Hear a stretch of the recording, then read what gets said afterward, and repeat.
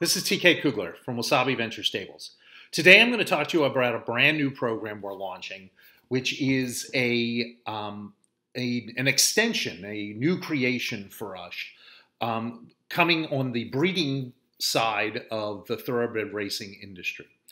For the last few years, we've run broodmare programs, and we've learned a lot from those about what our club members want to experience. And we've also run on the racing side, both yearling programs plus claiming programs.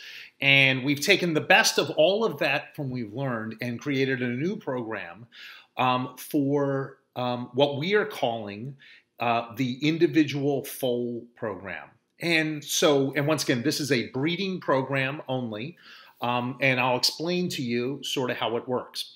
So the way we will do it is we're going to offer an individual foal.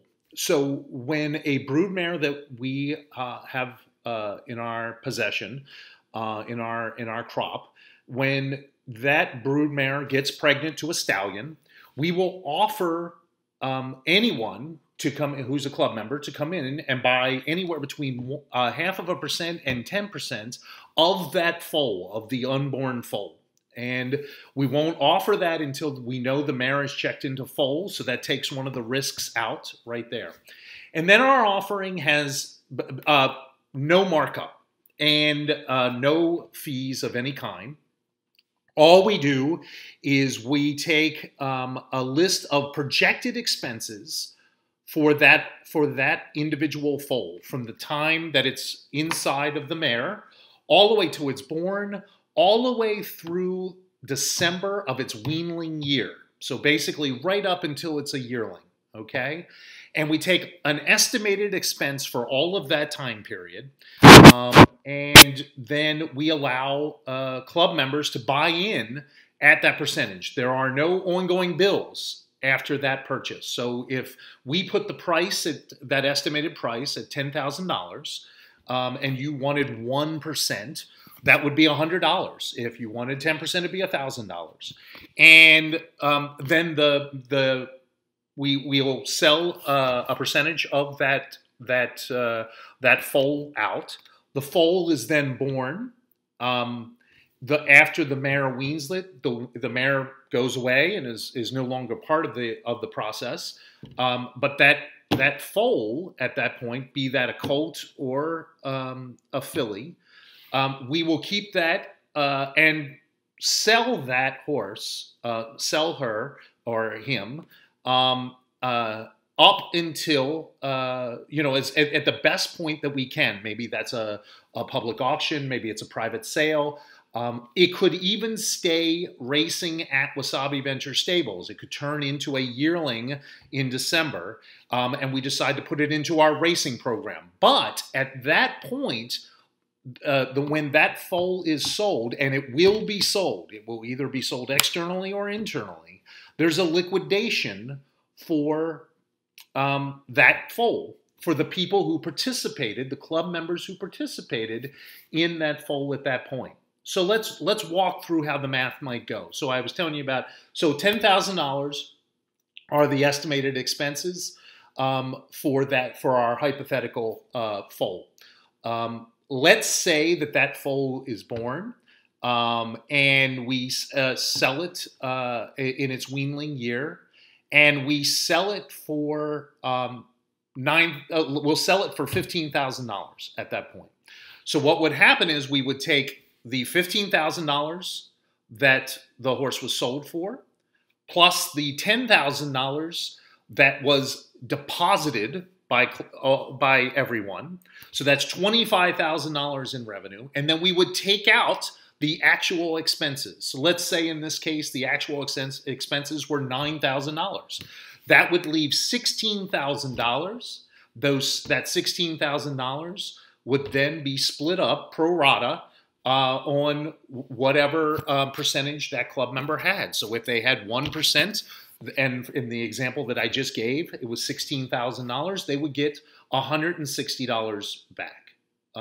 That's how the math works. Let's work out a scenario where it doesn't work. And once again, this is a risky venture like anything in the thoroughbred industry. It's always a risky venture. $10,000 in, the horse sells for $1,000 because it was ill, or did not come out conformationally perfect.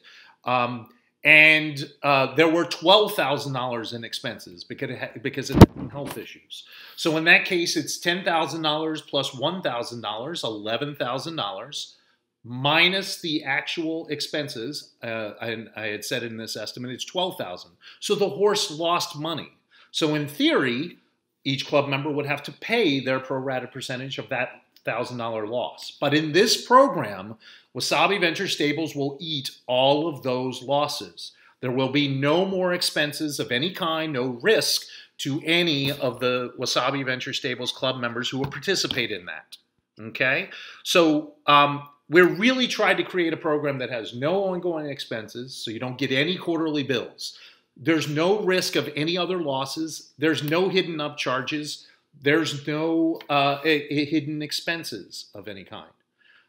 It is just a straight, clean transaction in and transaction out. And we will have an exit for that yearling before it's a yearling, okay?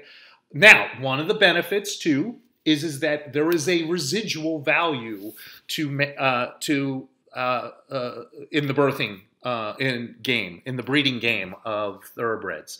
And those are called state bonuses. So let's say, which many of our horses are born in Maryland.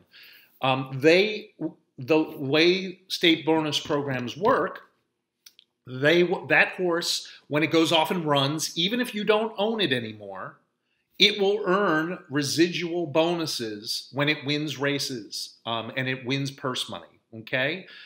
Currently in the state of Maryland, that's 30% over the life of that horse. So if it goes off and it wins $100,000 in purse money by running first, second, or third, you'd actually get 30%. So let's just make the math simple, and that's $30,000.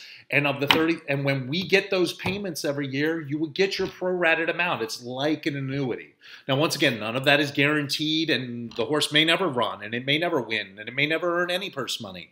But there are no ongoing expenses for anyone involved once the horse gets sold. Okay. One other question that comes up is, if you're going to keep and race it, how do you figure out a price? How do you fairly figure out a price? So let's go back to our examples. So that's $10,000 in, and we said we sold the horse for $15,000. Let's say we sold it internally to our own racing program, $15,000. We can establish a price in a couple different ways. One, we can send it to a public auction, and whatever the price is at the last bid, we basically buy it back from ourselves at that point. We're the highest bidder, okay? That's one way. Two, we may decide there are expenses to send it to a public auction. And we'd say, well, that's silly to do that. We would get estimates. We would get at least 2 estimates from independent consigners who are not connected to us, and we would pay them to do an estimate on what that horse would sell for at auction. And we'll take an average of those 2, and that becomes the exit price. So in this case, we'll just hypothetically say somebody said it was going to be worth 17 and somebody said it was going to be worth 13. We would have put it at 15. That's the exit price.